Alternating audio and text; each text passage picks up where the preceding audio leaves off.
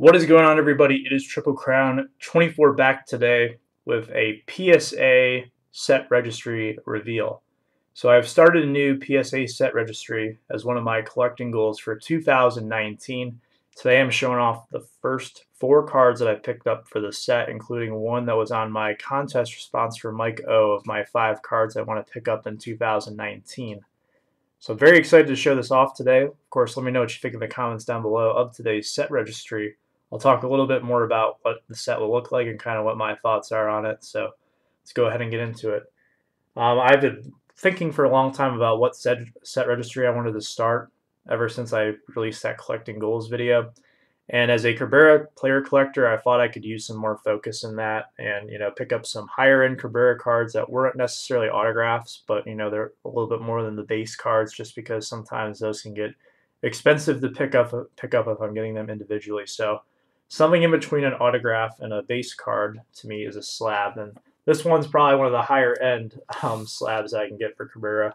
This was the bucket list card, and that would be none other than the 2000 Topps Traded Rookie of Cabrera. And I know that it's got a little bit of a glare there, trying to reflect like my hair and my ceiling light in the background, but hopefully I can set this up here where it doesn't reflect too much.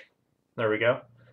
So this is the first card, and this is towards the Miguel Cabrera Master Set registry, which is over 2,000 cards in the set. Now, by no means will I ever finish this set. There are 4 one-of-ones that have been recorded, and basically how it works is that most people, if there's a new card that they get in, they will go ahead and try to ask PSA if they'll add it to the set. So it's a lot of very much community-driven, where people will get in, some of the newer cards like 2018, 2019 cards, and add them in as time goes on. So there's more and more of the ones that are, have been around for a while because there's been more time to get them slabbed. But some of the more recent ones from some of the more recent sets, there's not necessarily a Cabrera that's in there, and maybe there's one that has never been graded before. So that's another reason it might not be in the set. So it's something that I wanted to start. I have no intentions of trying to get to number 1 because the guy who's actually number 1 is right around 90%, I believe, completed of the set, which means that he has around 1,800 Miguel Cabrera slabs, and I think that I'm quite a ways away from being able to get to that point. But it's not really a competition for me. It's just a way to kind of keep track of my progress and build up my collection a little bit more of a guy who I believe is a future Hall of Famer. So to me, it's a pretty safe investment, especially with some of these cards, such as his rookie here, and then some of the other ones I'll pick up over time. So these 4 today are 4 that I think are really cool ones that I had another purpose behind picking each one of them up. So there's the first one there. Here's the second one. It's from 2015 Topps Heritage. This is the Power Plus base card of Mike Trout with Miguel Cabrera.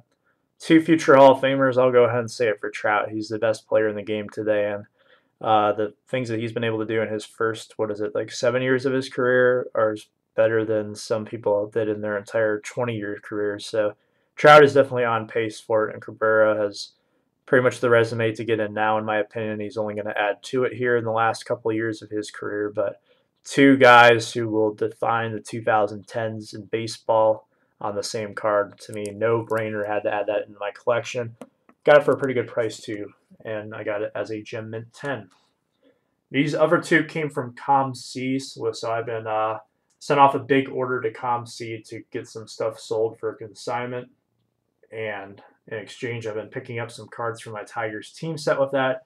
And then I looked into some of the slabs, and I picked those up as well. So the first one here is the 2018 Topps. This is just a regular one of none other than Miggy himself in the Gem Mint 10. Not in a perfect fit sleeve yet, but that will change once this video is done. So this is a really cool looking card. I love the 2018 base design. And there's also another set of just the Cabrera base cards. So I might start that one as well. And basically it takes his top run from this first one here in 2000 to all the way here in 2018, and pretty soon to 2019.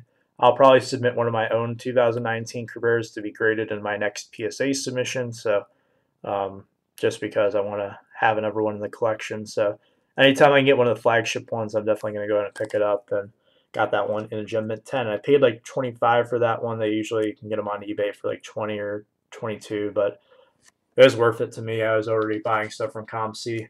And the last one today is the only Mint 9, but I don't mind a Mint 9 at all in this one because I got it for like $38, which is pretty good for a autographed card of this guy, especially in the PSA slab, which would cost me with the service I use $12 for a 30-day submission to get it graded anyways myself. So that's a third of the cost right there alone, plus shipping to get it back and get it there. Definitely well worth it in my opinion. And this was a PSA Mint 9 of the 2006 Topps Finest autograph of him. Here he is with the Florida Marlins. So I don't have too many of his Marlins cards. I have a couple of like Marlins autographs of his, but this is a really sharp looking card. He has a really nice signature. I think it's gotten even better since he's been with the Tigers. And to me, the hobby's disdain for nines on modern cards is something that I'll definitely capitalize on when building this set.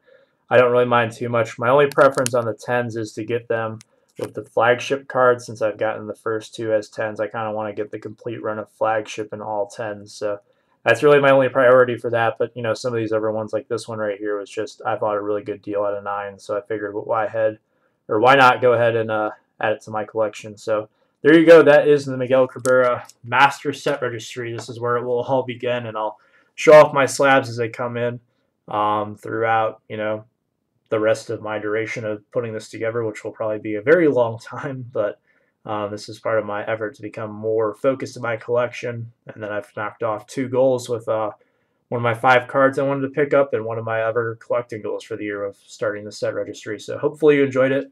Let me know what you think of the set registry down below, and let me know if you have any registries of your own going on right now. I'm familiar with some of them on YouTube, but some of you guys I'm not too familiar with your PSA registries, or I may not be. So let me know what you think. Thank you guys so much for watching. See you next time. Have a good one.